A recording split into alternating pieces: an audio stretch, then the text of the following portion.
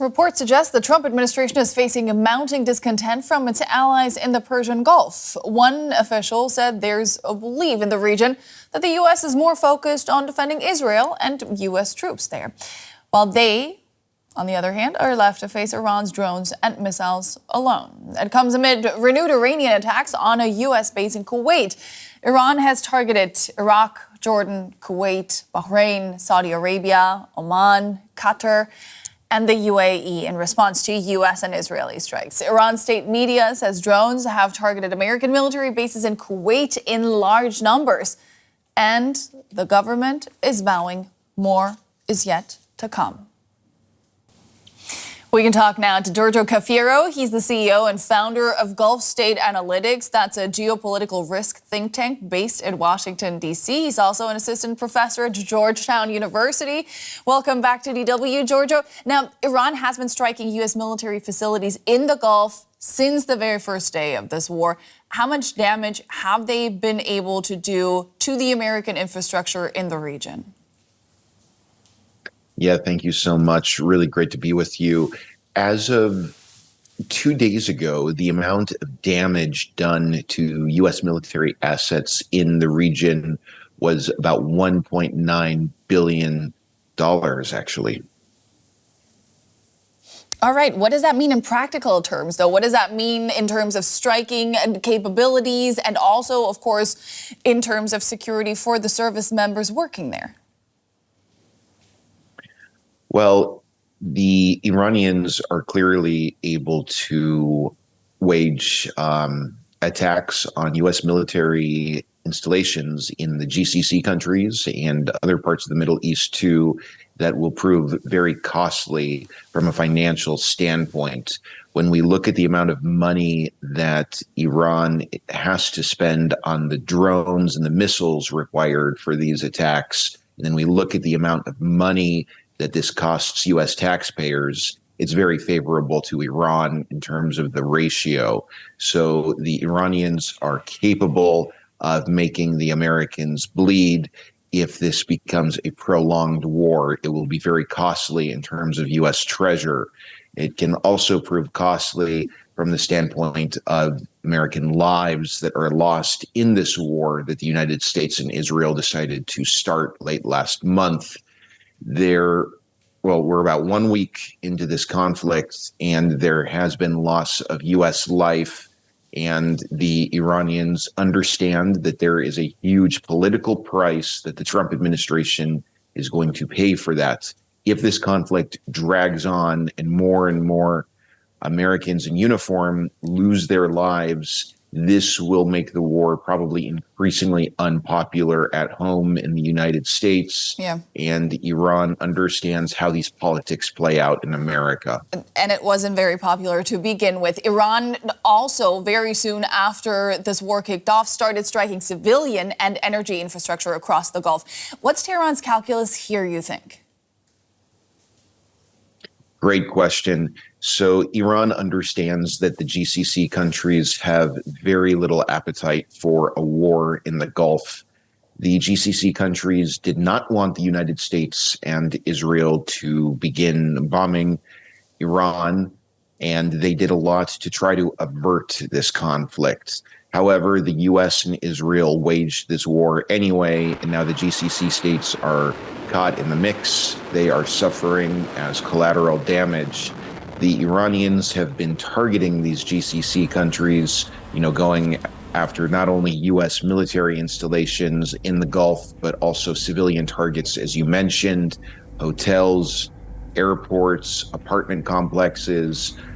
Also, very importantly, going after the energy infrastructure inside Saudi Arabia and Qatar. This is about giving the GCC countries reason to try to persuade the White House to halt all military operations against Iran as soon as possible. The Iranians are targeting the foundations of the GCC states' wealth and prosperity. This action on the part of Iran against countries in the Gulf poses an existential threat to the economic health of countries such as the UAE, Saudi Arabia, Qatar, and so on, so forth. Absolutely. Let me jump in there, though, because there are questions concerning the coordination between the U.S. and its allies in the Gulf. The Gulf states say they were not notified before the U.S. and Israel started striking Iran. Tell me, why would Donald Trump not brief his allies before such a consequential move? Well, it's a great question. Again, as I mentioned, the Gulf Arab states were certainly not on board with this. They understood from the beginning that this conflict would pose an enormous threat to their national security and their economic interests. And they were really not on the same page with the White House. And we saw the Omani foreign minister coming to Washington really at the last minute to do everything he could to try to enlarge in the space for diplomacy and to help the United States and Iran take a diplomatic off-ramp. I think they were certainly caught off guard, and we saw that in terms of how the Omani foreign minister reacted once these airstrikes on Iran began. I think Trump clearly wanted there to be an element of surprise, and I have to assume that is one of the main reasons why the Trump administration did not do more to inform countries in the Gulf of what was in store. The GCC says that Iran has, in their opinion, now crossed a line by targeting them.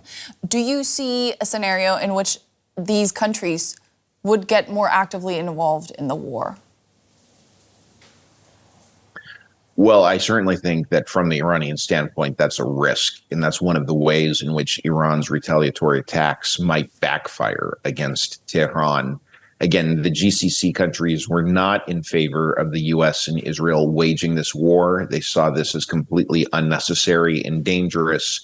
However, as you did point out, by now, Iran has crossed the red lines for these countries by directly attacking them, especially attacking civilian infrastructure in these countries. And now they see themselves as needing to take action in order to uphold their national defense.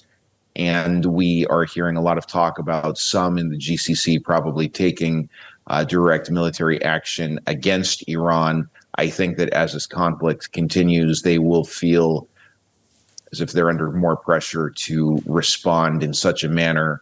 All of this is serving to further escalate the conflict and to bring new layers of complexity to it. Yeah, it's a highly volatile situation, and I might be asking the impossible of you right now, but I would like to know if you can, make an educated guess. How could this war reshape the Gulf? Well, I think that we need to keep in mind that it was about 3 years ago when Saudi Arabia and Iran renormalized diplomatic relations in Beijing. That was through an agreement that the Iraqis and Omanis helped facilitate. And this marked the beginning of a new period of détente in the relationship between Saudi Arabia and Iran. I have to assume that at this point, this period of détente is over as a consequence of Iran's actions toward Saudi Arabia and the other 5 GCC countries. I'm not necessarily sure that this is going to result in Saudi Arabia or other GCC members fully severing diplomatic relations with Iran, although that's possible. But again, the period of détente is over, and the Gulf Arab states are going to perceive an increasingly heightened threat from Iran. At the same time, this past week of chaos in the Gulf has demonstrated that the United States, which is the security guarantor for all 6 GCC states, has again failed to keep the Gulf Arab monarchies secure and protected from regional threats. So I think, to get to your question, I really think we're going to enter a new period of heightened distrust between the GCC states and Iran, and a period in which GCC members increasingly militarize. They are going to try to become more autonomous from the United States and to try to become more self-sufficient when it comes to protecting their own national security. Now, the extent to which they will succeed in doing so, time will tell. But the countries of the Gulf are going to have to revisit basic concepts of security, because the Gulf depends on an image of peace and stability. This is how these countries attract tourists and how they attract investment from abroad.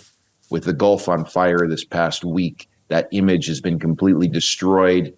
Policymakers in the GCC are going to have to find a way to move forward so that their countries can again restore the stability and security that's needed for their economies to prosper in the future. Says Giorgio Cafiero, founder of Gulf State Analytics. Thank you so much for your insights. It's always great to have you on the show.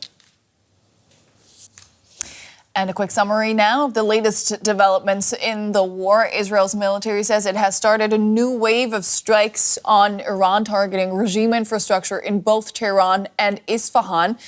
Iran's President Masoud Pezeshkian says several countries have begun mediation efforts to end the escalating conflict with the U.S. and Israel, although he offered no further details.